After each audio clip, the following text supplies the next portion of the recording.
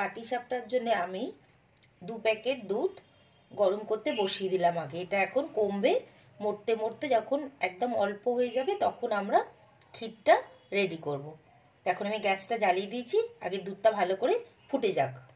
তা এখন ফুটছে, আমি এখানে অল্প একটুখানি এরকম ছোট একটা প্যাকেট, মানে ওই ধরুন 4 চামচ মতো মিল্ক পাউডার দুধ এটার মধ্যে মিশিয়ে দিলাম। এটাতে দুধটা আরও বেশি ভালো ঘন হয়ে যাবে। আর আমি কিন্তু এটা ডবল দুধ নিয়েছি, ওই লাল প্যাকেটে যেটা হয় না আমুল তাজা, সেই ভালো দুধটা নিয়েছি, যেটা যেই দুধটা মানে পুরো ঘন, তো সেটাতে ক্ষীর বানাতে খুব ভালো হবে। তো আপনারা পারলে সেটা নেবেন, না হলে নর্মাল দুধই নেবেন। আর নিয়ে না এর মধ্যে একটু এই মিল্ক পাউডার আপনারা মিশিয়ে দেবেন, তাতে কি হবে ক্ষীরের টেস্টটা আরও ভালো হবে, দুধটা আরও ঘন হয়ে যাবে। তো এখন তো দুধটা ফুটবে, আমি ভালো করে গুঁড়ো দুধটা মিশিয়ে দিচ্ছি।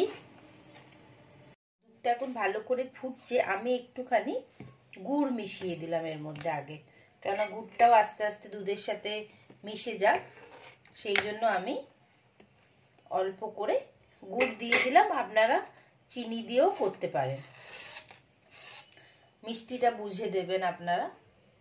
অনেকটা দুধটা কমে এসেছে, আর একটু কমবে, তারপরে আমরা আর গুড়টাও দিয়ে দিয়েছি, দুধের কালারটাও খুব সুন্দর এসে গেছে।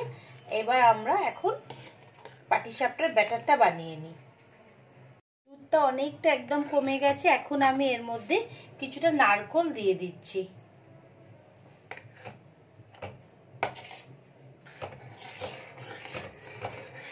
একটু ভালো করে একটু বেশি করে নারকেল আমি 1 বাটি এর মধ্যে দিয়ে দিলাম।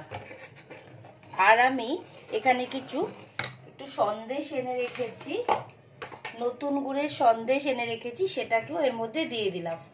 একটু অন্যভাবে করছি, আপনারা এইভাবে একবার করবেন। এখানে আপনারা বাদামের কুচিও দিতে পারেন, কিন্তু আমি দিলাম না। এবার এটাকে ভালো করে আগে মিক্স করে নেব। এটাকে এখন অনবরত একটু ভালোভাবে চালাতে হবে, আর একদম ঘন করে নেব এটাকে। এখন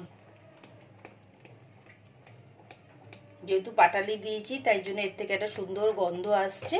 এটাকে এইভাবে এখন আমি একদম শুকনো করে নেব। শুকনো না মানে ওই একটু শুকনো থাকবে, একটু ড্রাই শুকনো করব। অনেকটা শুকনো হয়ে গেছে, আর একটুখানি চালাতে থাকবো। দেখুন দেখতে তো খুবই সুন্দর হয়েছে ক্ষীরটা। আর 2-3 মিনিট একটু নাড়াচাড়া করে আর একটু জমাট বেঁধে গেলে আমি বন্ধ করে দেবো। একদম ড্রাই হয়ে গেছে, এবার আমি এটাকে বন্ধ করে দিলাম। এখন 1 কাপ আমি এখানে চালের গুঁড়ো দিলাম। আপনারা যে কোনো একটা কাপ বা বাটির মাপ নিয়ে নেবেন, সেই মাপেই করবেন। তো আমি এই 1 কাপ চালের গুঁড়ো দিয়ে দিলাম এখানে। তার হাফ কাপ, মানে 1 কাপের হাফ কাপ আমি এখানে ময়দা দিচ্ছি। আর 1/4 কাপ আমি সুজি দিলাম। এই মাপটা আপনারা একটুখানি ঠিক করে দেবেন। অল্প একটু নুন দিচ্ছি। এবার আমি প্রত্যেকটা জিনিসকে ভালো করে আগে একটুখানি মিশিয়ে নিলাম। আর এখানে আমি গুঁড়ো চিনি ব্যবহার করব। আপনারা কি করবেন, চিনিটাকে একটু মিক্সার গ্রাইন্ডারে গুঁড়ো করে নেবেন। হাফ কাপেরও কম আমি এখানে গুঁড়ো চিনি দিলাম, একটুখানি বাদ দিলাম। আর এই ডেলাগুলো আমি হাতে দিয়ে একটুখানি ভেঙে নিচ্ছি। এইবার আমরা দুধ দিয়ে এটাকে গুলে নেবো, আপনারা জল দিয়েও গুলতে পারেন। এবার আমি অল্প অল্প দুধ দিচ্ছি এর মধ্যে। দুধ দিয়ে এটাকে ভালো করে মিক্স করে নিচ্ছি। এইভাবে অল্প অল্প দুধ দেব, দিয়ে এটাকে ভালো করে আগে মিক্স করে নেবো আমি। এরকম একটা বেশি ঘনও নয় পাতলাও নয়, যে এরকম একটা আমি লিকুইড ব্যাটার করলাম। এবার এটাকে একটু, যেহেতু সুজি আছে, আমি একটু 10 থেকে 15 মিনিট একটু রেস্ট দেবো।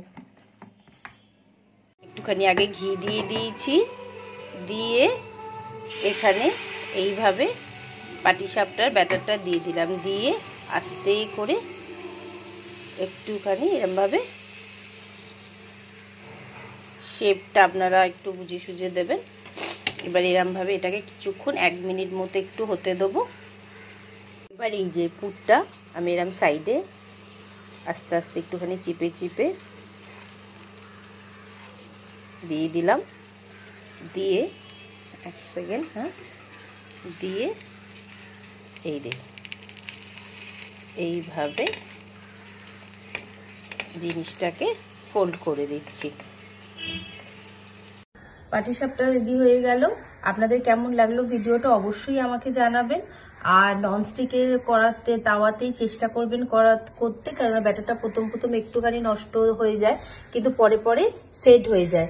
তো আমার রেসিপিগুলো কেমন লাগলো অবশ্যই জানাবেন। আমার রান্নাগুলো যদি আপনাদের পছন্দ হয় তাহলে অবশ্যই লাইক, কমেন্ট, সাবস্ক্রাইব করবেন। আমি আবার আরেকটা রেসিপি নিয়ে খুব তাড়াতাড়ি